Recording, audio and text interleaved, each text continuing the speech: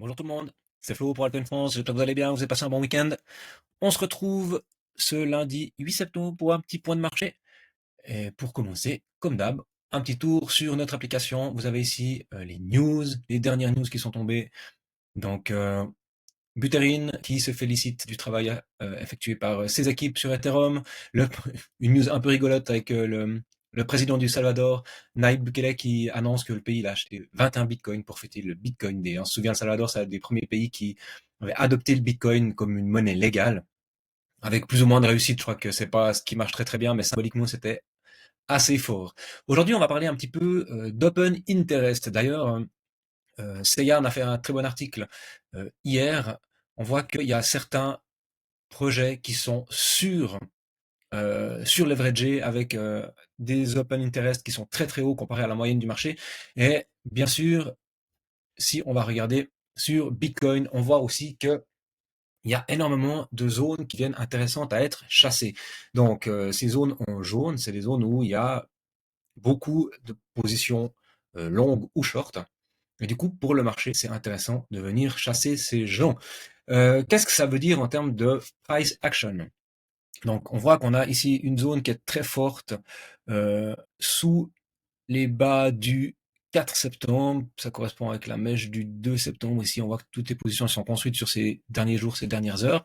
Et si on va sur la charte de Bitcoin en 4 heures, on voit que, voilà, qu'est-ce qui se passe?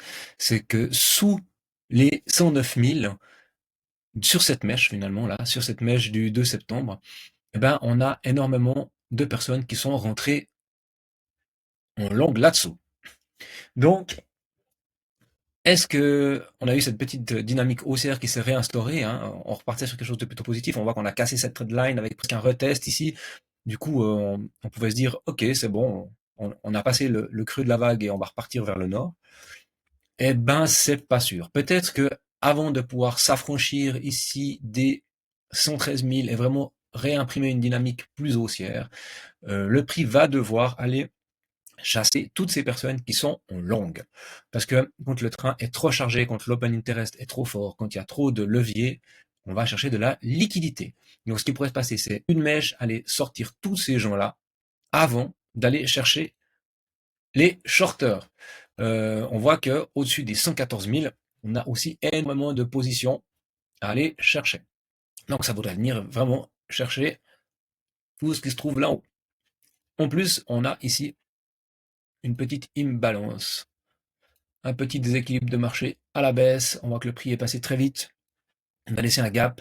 Donc, c'est une zone de confluence pour aller chercher des targets de prix. Donc, ça pourrait arriver qu'on se fasse un petit truc comme ça sur Bitcoin. Ce qui serait pas mal, parce qu'une fois qu'on a déchargé le train, on retrouve de la force, on retrouve de la liquidité. Sur ces positions ici, des grosses mains peuvent entrer plus ou moins fortement, racheter le supply, ce qui pousse le prix contre en haut, et après ça nous fait notre short squeeze. Donc voilà un des plays qui pourrait arriver ces prochaines heures, ces prochains jours, à voir combien de temps est-ce que le marché va laisser consolider tout ça.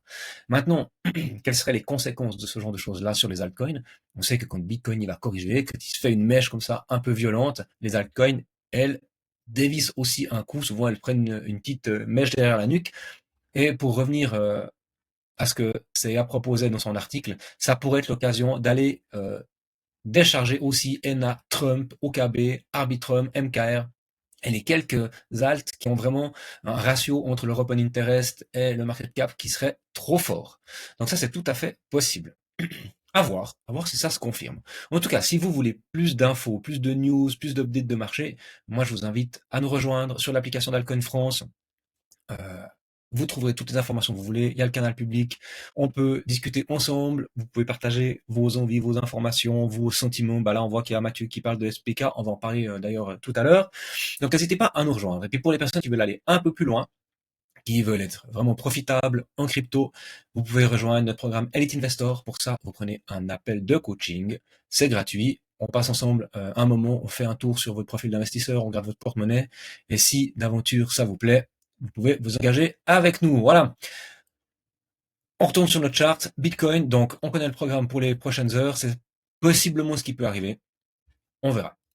Si on prend un peu de recul, sur le week-end, on voit qu'on est toujours dans cette dynamique baissière. On tente de reconstruire du positif. Hein, on a le MACD qui stabilise. Il est très grand, on va laisser un peu de place. L'OBV, il est plutôt à plat, c'est plutôt correct. On a un peu de pression sur le marché et on se stabilise aussi sur le Volatility Index. Je voulais voir quelque chose aussi avec vous. C'était le Mining Cash Flow Line, si elle veut bien s'afficher. Voilà. Qu'est-ce que c'est que cet indicateur? C'est un indicateur qui tente de nous montrer le prix de minage de Bitcoin de façon globale à travers le monde. Donc, on voit que pour le moment, on est encore très très très profitable sur Bitcoin. Euh, donc, quand on parle de correction majeure, si jamais on devait retourner une fois, parce que beaucoup de gens qui disent oui, non, mais Bitcoin ne retournera jamais en dessous de 60 000, c'est pas possible, patati patata. Euh, Bah, si ça doit corriger, la target, c'est plutôt autour des 46, 47 000. Parce qu'en général, on vient juste au niveau du niveau de rentabilité mécanique ou physique de Bitcoin. Donc ça, c'est quelque chose qui arrive très souvent. Et en plus, vu que si on rentre dans une phase de correction à la fin de l'année ou des choses comme ça, et que du coup le hash rate va baisser parce qu'il y aura moins de traction sur le marché, ce genre de choses-là, le prix mécaniquement va aussi baisser, comme ça s'est fait ici hein, au mois de juin 2021. Du coup, ça corrigerait légèrement. Donc voilà, vous voyez qu'on est encore, c'est encore très très profitable. Les gens qui minent du Bitcoin se font encore pas mal de thunes. Ether. On va fermer ça, sinon ça va nous mettre n'importe quoi. Voilà. Qu'est-ce que fait ce gros? Voilà. Point d'exclamation. On va virer tous ces dessins. On est en weekly. En weekly, qu'est-ce qu'on voit? On a fait notre bump, on corrige, on maintient toutes les zones qu'il faut, on est en train de surfer le premier arrêt. Donc, pour le moment, rien de bien grave. Où c'est qu'il y a la liquidité à venir chercher? 4100, 4000, la zone de rechargement en dessous qui ferait en même temps ce petit week-off check ici, autour des 3945. Ok, ça peut être une target si Ether a encore besoin de souffler avant de repartir. Donc ça, on serait sur quelque chose qui se jouerait pour la fin de l'année, quelques semaines, 1, 2 mois. Mais maintenant, on va zoomer un peu à l'intérieur de tout ça. On revient en daily et on a notre Ether qui stabilise correctement. On est dans le zone de rechargement court terme. Ça fait toute la semaine passée qu'on en parle. On voit que l'OBV repart à la hausse. Ça hmm, converge sur le MACD. Mais toutes les métriques sont plutôt positives. Et surtout, ce que je note, et on en a aussi parlé, c'est que malgré les outflows qui sont plutôt importants quand même, hein, 4, 5, 6, ouais, presque un milliard sur la semaine passée, Ether tient bon. Donc on sait que derrière ça, il y a énormément d'entreprises qui accumulent de l'Ether. Ça devient un peu comme Bitcoin, une espèce de réserve pour la trésorerie d'entreprise. Donc il y a un investissement qui se fait ici sur du plutôt long terme. Et il se fait à ces niveaux de prix. Alors sans doute que c'est de l'OTC, qu'ils ont des prix plus bas. Enfin oui, alors ça j'en doute pas, mais n'empêche que ça soutient le marché, c'est intéressant. Et du coup, Ether se maintient plutôt bien. Alors on surveille, on va pas, on essaie de, ce serait embêtant que le prix descende au-dessous des 4200, ça voudrait dire qu'on irait chercher un peu ces mèches. Puis pour moi, si on casse ici les 4002, c'est potentiellement un retour en zone de rechargement, parce que si on casse le premier arrêt, la zone d'après, c'est la zone de rechargement. Donc voilà, vous connaissez un petit peu gentiment, c'est ce genre de maniclette. Mais pour moi, on reste positif et pour moi, il n'y a pas grand-chose à faire. Alors, si vous êtes plus trader court terme, est-ce qu'on trouve des zones intéressantes? On voit qu'on est sur un bad range. Donc, pour les gens qui trade court terme, on aura plutôt tendance à acheter un bad range, à revendre le haut de range. Donc ici, qu'est-ce qu'on pourrait faire? On pourrait très bien avoir une position comme ça, avec chercher le haut du canal. On voit qu'on a un RR de 4,2, ce qui est très très bien. Si on veut vraiment être sûr, on pourrait être notre stop sous tout ça, mais on voit qu'on perd beaucoup de risk-reward. Chercher des setups, hein. On ne rentre pas comme ça n'importe comment. Un des setups, c'est de dire, OK, on a fait un plus bas, ensuite on break ce plus bas, on reteste. Donc une des entrées possibles qui était, par exemple, ici. Et puis le stop se fait sous la structure. On va jouer la mèche parce qu'il y a quand même cette mèche-là. Donc quelque chose comme ça. Ensuite, si on prend notre Fibo, ça nous renvoie en zone de rechargement. Quelque chose comme ça. Ouais, c'est des petits setups hein, qui peuvent se jouer en 1 heure, en 4 heures. Moi, je vous le redis, c'est pas ce que je joue, mais on peut l'identifier. Ce qu'on peut aussi essayer de chercher, c'est, après une forte correction, d'avoir 3 fois un creux, sommet, creux, sommet, creux, sommet. Dynamique plutôt forte. On vient prendre les liquidités, on casse, ok. Autre entrée possible. Clôture de bougie, retest, ici sur le week of check. Tous des petits setups qui demandent de bien suivre. Euh, Un bon truc, si vous essayez à ce genre de choses-là, c'est de faire ça en paper.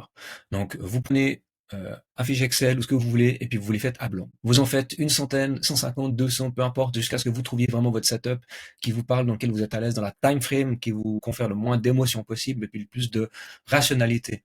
1 heure, 4 heures, 15 minutes, à vous de voir selon votre assiduité. Mais faites ça en paper pendant un moment, vous regardez, vous évaluez votre risque et puis vos taux de récompense de réussite afin de voir si vous êtes profitable. Voilà. Ouais, une petite idée comme ça. SPK.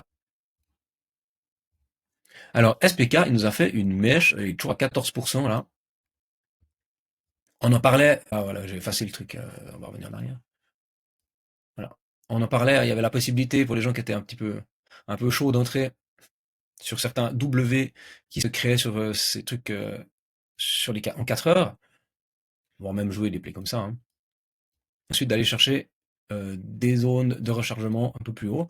Alors, bah, c'est toujours valable. Hein. Si vous êtes rentré ici au 0,62 sur ce W-là qui se crée avec la cassure ici au 0,60 ou des choses comme ça, eh ben, vous êtes bien. Maintenant, est-ce que on est sorti de... C'était la question de Mathieu d'ailleurs sur l'application. Est-ce que c'est un feu de paille ou est-ce qu'on a vraiment quelque chose de fort? Alors, bah, si vous avez des convictions dans le projet, voilà, c'est un retour de force et on reste positif. Mais en même temps, nous, ce qu'on aimerait bien, c'est casser là les 0,835.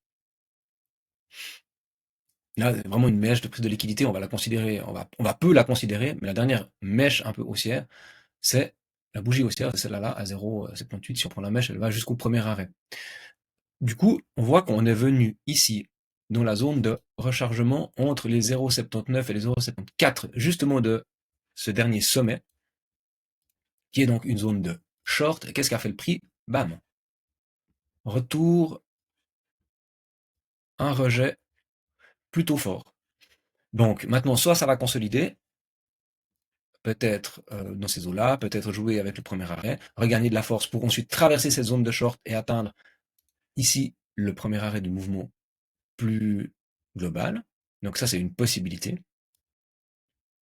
Ou alors, on fait comme on a fait ici le 25 août, c'est-à-dire qu'on a fait une prise de liquidité, on est venu chercher tout ce qu'il y avait à prendre, on a comblé l'imbalance, boum, boum, boum, boum, boum. Donc on aurait pu venir jusqu'au sommet ici. Et ensuite, c'est retour, paf, et aller plus bas. C'est aussi une possibilité. Maintenant, si on regarde le MACD, ça diverge sur l'OBV, ça remonte très fort, donc il y a des rentrées de capitaux, c'est positif là-dessus. Une grosse mèche comme même acheteuse ici, avec des jolis volumes. Donc peut-être qu'on a signé notre bottom. Est-ce qu'on rentre sur une mèche comme ça? Non, toujours pas. Ça change pas. Nous, ce qu'on veut, c'est de la structure. Donc on prend un peu de recul, on cherche du daily, du 3 jours, du weekly, et on veut du W. Donc plus bas, en haut, bah, les W sont pas très beaux là-dessus. C'est pas des structures que j'aime bien. Moi, j'aimerais vraiment bien là qu'on vienne retester ce genre de zone-là. Qu'on construise quelque chose avant de s'extraire. Après, le marché a toujours raison, donc il fera ce qu'il veut. Mais là, vous voyez, on a eu ce beau W, cette belle cassure. Et là, quand on est venu prendre ce sommet-là, avec cette petite mèche ici, là, ok, là, on pouvait se dire, là, on a une dynamique qui s'instaure, qui est forte, qui se met dans du weekly, sans doute. Hein, ouais, bien sûr, dans du weekly. Et du coup, ça serait fort. Maintenant, ici, on n'a pas cette belle structure. On va en bas, on remonte. Ça fait un peu comme un V. Et en général, on dit que les V-top ou les V-bottom sont appelés à être retestés. On verra. On reste attentif à ce qui se passe. Mais c'est plutôt positif, quoi qu'il arrive. Morpho, Pourquoi je voulais vous parler de Morpho? Parce que Morpho, il tient le coup aussi. On voit que on a, hop, oh, on va aller chercher là, hein. Voilà, on est venu s'appuyer ici juste pas prendre cette imbalance, juste pas creuser dans la zone de rechargement, et puis pouf, on est venu stabiliser. On joue quand même un petit peu en dessous ici du premier arrêt. Donc on est un peu dans une zone étrange, et en même temps, eh ben, ça tient. Maintenant, si je prends ce mouvement là, comme ça, voilà, eh bien, on voit que là, par contre, on est pile poil dans notre zone de rechargement. On va la mettre. Donc on est dedans, on la travaille, c'est très bien. Morpho tient bon. Morpho tient bon. Donc nous, c'est un projet qui nous semble vraiment intéressant. Euh, un projet cross-chain. Il est implanté dans énormément de blockchains. Donc il profite en fait de la hausse ou de l'envol de plusieurs blockchains. C'est vraiment intéressant. Et puis là, ce qu'on voit qui était parfait, c'est qu'il nous cherchait toutes les liquidités ici. Donc, de ce côté-là, c'est propre. Avant, il peut s'extraire. Maintenant, on est venu faire la même chose. On est venu chercher toute la liquidité. Travailler la petite imbalance qu'il y avait ici en 4 heures, juste en dessous des 1.86 jusqu'au 1.84. Donc, j'ai envie de dire que c'est plutôt propre. On va voir comment ça se passe. Peut-être qu'on va corriger un tout petit peu, latéraliser un tout petit peu, dont voilà, dans une espèce de petit triangle comme ça, un petit wedge, avant de pouvoir s'extraire pour aller plus haut. Mais en tout cas, Morpho, ça reste fort et c'est un projet qui est intéressant. Donc nous, on l'a à l'œil. Si on regarde dans 3 jours où c'est qu'on se trouve, on va virer tout ça, histoire qu'on voit quelque chose, parce que là, c'est quand même le bordel. Voilà. Voilà. On voit qu'on est sur une zone où il y a eu pas mal de travail, hein. Toute cette zone-là, on peut l'identifier un peu, boum, comme une zone de résistance. Si je la baisse un petit peu, voilà, là, on est venu taper dessus. Ici, on était venu taper dessus. Là, on avait fait support, cassé, résistance, résistance, extrait. Maintenant, on travaille dedans. Donc, c'est une zone qui est intéressante. Et en termes de localisation pour le prix, eh bien, c'est aussi une zone qui est plutôt pertinente pour oser se positionner. Non, c'est pas dans ce sens-là que je voulais le prendre. C'était plutôt à l'envers. Voilà. On voit qu'on est dans une grosse zone de rechargement. Donc c'est plutôt pas mal. Voilà pour Morpho. On surveille juste le MACD qui a un petit coup de mou. Mais sinon c'est chouette. Sei, pour finir aujourd'hui. Sei, c'est une layer 1 ultra rapide qui s'inscrit à fond dans tous les projets de RWA, qui est faite pour la finance, pour le trading à très court terme, voire même le trading automatisé sur des bots. Donc en tout cas, c'est ce qu'ils revendiquent. Ils se veulent être une des blockchains les plus rapides au monde. Si leur projet se concrétise et qu'ils tiennent leurs promesses, effectivement, avoir une blockchain très très très réactive qui peut jouer sur des millisecondes pour du trading de bot, des choses comme ça, c'est très intéressant. Alors ça, c'est clair. Euh, si on prend notre FIB, ouais, on va le prendre comme ça, on voit qu'on est au bas de la zone de rechargement. On est à nouveau dans une de ces zones qui fait un peu... Alors, on va faire ça comme ça. Hop. Une espèce de grande zone de, non pas achat, pardon, résistance. Une de ces grandes zones qui fait un peu support et résistance. On est venu taper, rejet, on l'a traversé, il y a eu la phase haussière, après on est venu faire support dessus, on travaillait en résistance, on s'extrait, on fait support, on passe un peu dessous, donc on surfe un peu sur cette zone-là des 0,43, 0,33. Et là, on est juste en dessous. On va presque la descendre encore un petit peu. Que ce serait pas complètement déconnant, comme ça on vient vraiment jouer dessus. Donc, une fois de plus, là, elle fait office de résistance. Et en même temps, cette résistance, c'est quoi? C'est les 0,32 de Fibo de la dernière correction. Donc, au moment, on n'arrive pas à s'en extraire. Mais, par contre, on a fait ici notre énorme W. Et puis maintenant, on reteste. Donc, voilà, on est sur la zone du week of check ici, de ce grand W. Donc, c'est pour moi une zone intéressante pour rentrer. Alors, bien sûr, hein, une fois de plus, si vous avez réussi à choper les, les breakers, donc quand on a cassé le dernier plus bas, qu'on casse, hein, quand on fait des break of structure tout en bas, autour des 0,18 ou bien ici, autour des 0,21, les entrées sont optimales.